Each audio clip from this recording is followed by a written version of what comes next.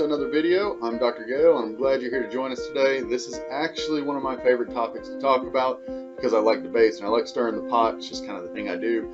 And this one is going to be a fun one because we're going to be looking at one of the debates that has been there for decades, and that is, are online classes the same quality or better quality or worse quality than a traditional face-to-face course?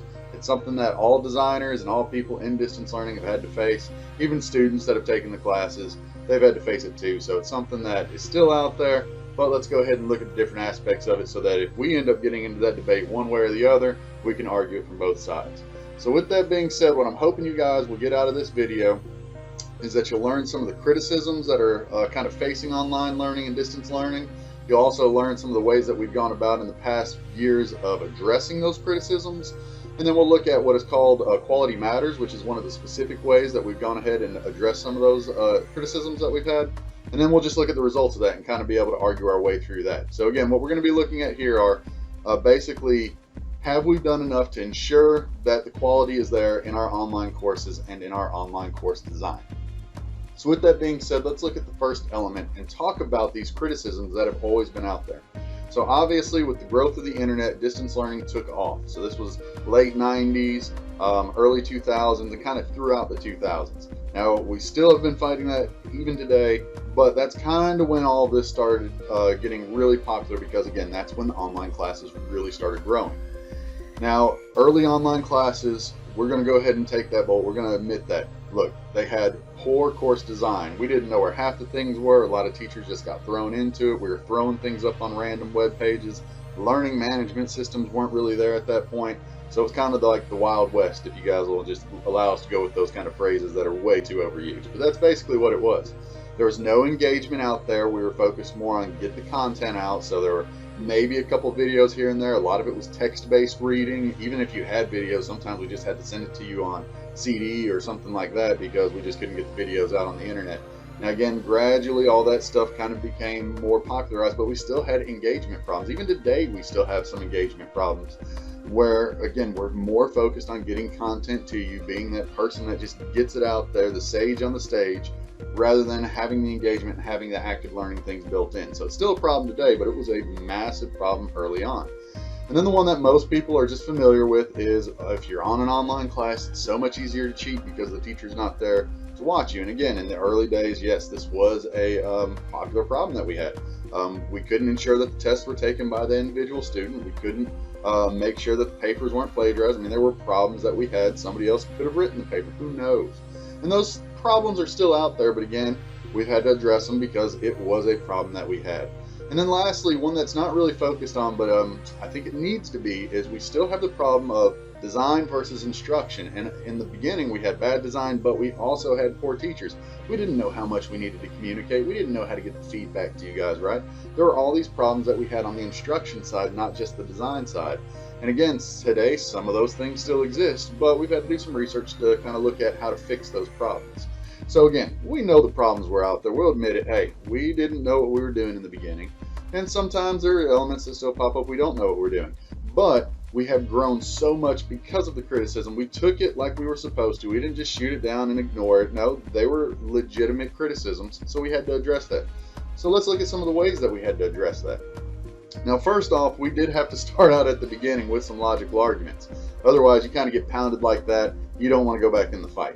Now, a lot of the logical arguments based around, are some of these things a problem with online classes, or are they a problem with school classes, courses in general, and you're just focusing on the online? For example, does cheating occur in a traditional face-to-face course? Yes. Is it easier in an online course early on? Probably, but that doesn't negate the fact that it's still occurring over here. You can't plagiarize check every paper that you have in a written class. We can't do it in online either, but we can't do it in the written class. Students are still going to look over on people's shoulders and write down answers. Now, in our classes, they may have a book. You know, the online classes of early days, they have a book sitting there and they're looking up the answers. Could happen. But that doesn't mean that they're not looking up answers from the person next to them in the tradition. So we use these logical arguments basically to kind of buffer out a little bit of the criticisms we were taking. But a lot of that was, again, because we're just honestly trying to buy time. It's not that we didn't understand that the problems existed. We just needed to buy time so we could kind of try and address the problems on the forefront without getting knocked down so much that we just didn't want to try it anymore. So eventually along came software enhancements that helped with these. So plagiarism problem, somebody else is writing the paper, things like that, I get it. Now we have plagiarism detection services like Turnitin.com, SafeAssign, all these other ones where it searches out there and can compare some of the analytics up against other papers that are there. It basically searches for the possibility of plagiarism if it exists. Now, that doesn't mean that every paper that comes back from those is plagiarized. Sometimes it's just they don't know how to write very well, and we need to teach that. But we now have tools that have grown out of that. Another one was the online cheating. We had problems where students weren't taking the tests, even though they were enrolled in the class. It was somebody else taking it for them. Now we have proctoring services out there like ProctorU and HonorLock and all these other ones that are sitting there, and it's basically somebody watching a student take a test just like you would in a real classroom.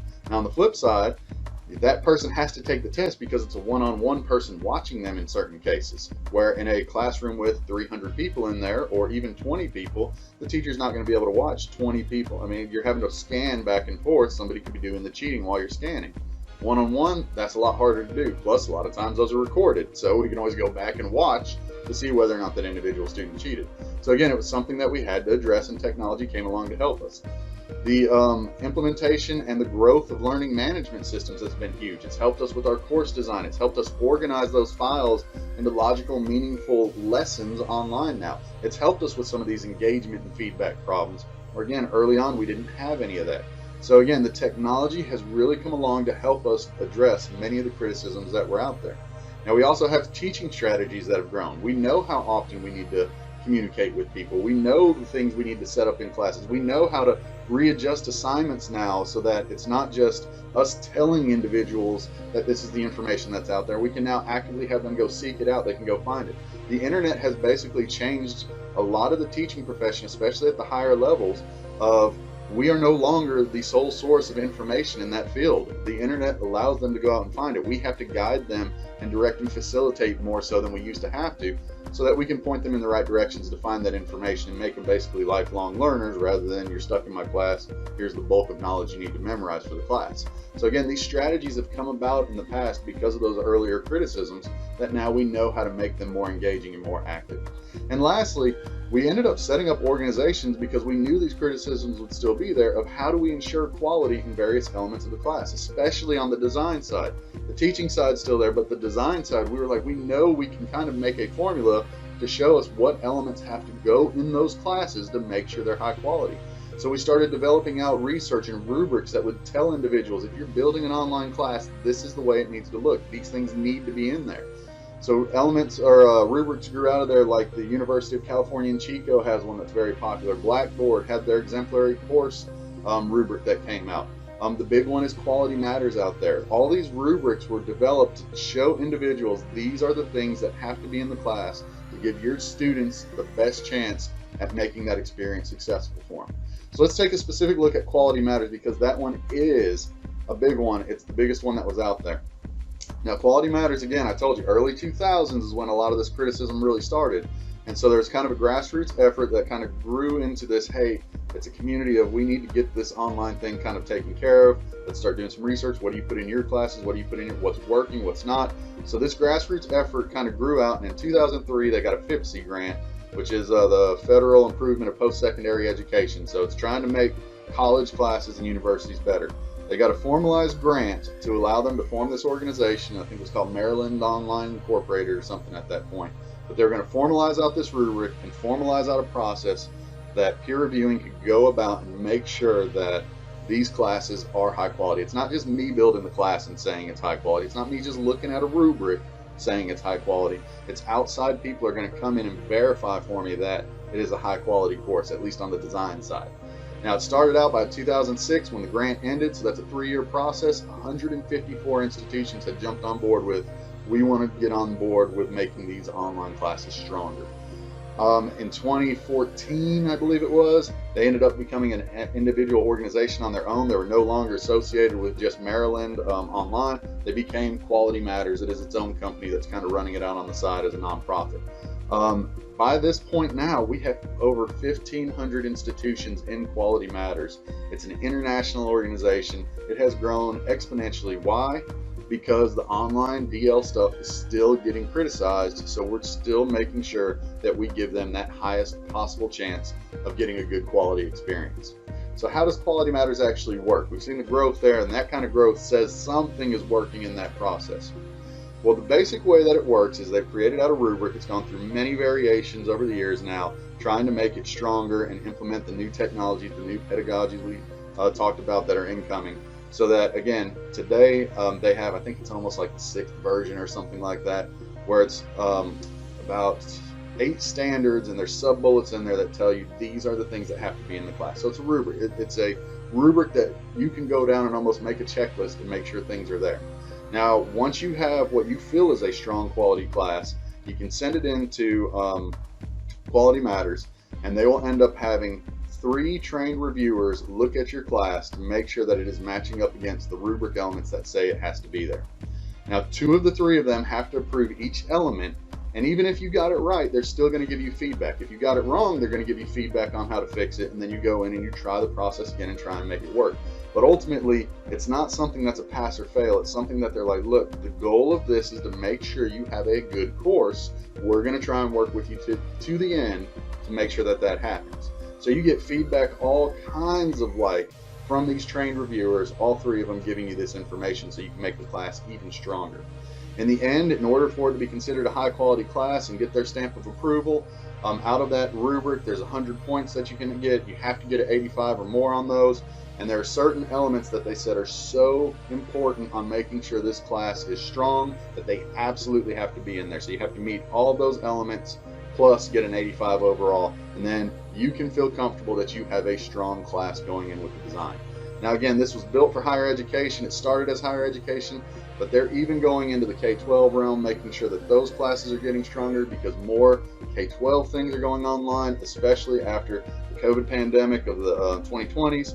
It is becoming more and more prevalent in K-12. So they have a K-12 rubric that's specified to K-12 students because they have a little bit of a different need, obviously, than what a college student would have. But again, the whole point is, as these things go online, we want to make sure that they are the best possible experience for the students, and that's what all of these things have been developed for, is to try and make sure that that criticism of traditional class is better is no longer accurate. The online classes are at least as good. So let's take a look at what the results of this have been because of all of these efforts to address the criticism.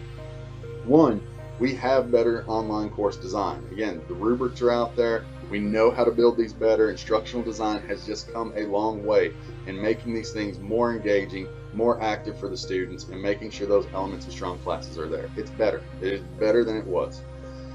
We have increased security. Like I said, we have test proctoring now. We have plagiarism detection. We have things out there that will help ensure that students are on, even though we can't see them, they're online, they are the ones that are doing the work. Now, is it a perfect system yet? No, there are still workarounds on it, but we have come a long way in making sure that that is a better thing than what we had.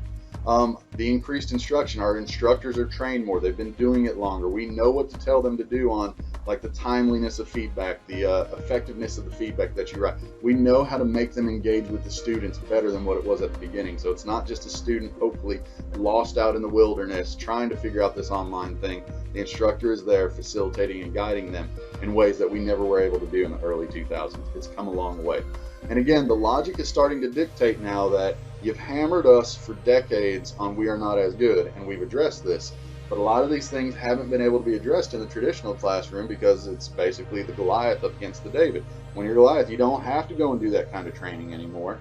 You obviously are going to be stronger than David. Well, David can come along and grow because of that criticism, and basically the top dog hasn't been doing their work. So again, are there problems in traditional? Are there problems in online? Yes, but I think that gap between the two has become drastically smaller because of all of these things that we have addressed on the criticism side. Again, we didn't just ignore it and keep going the way we were going.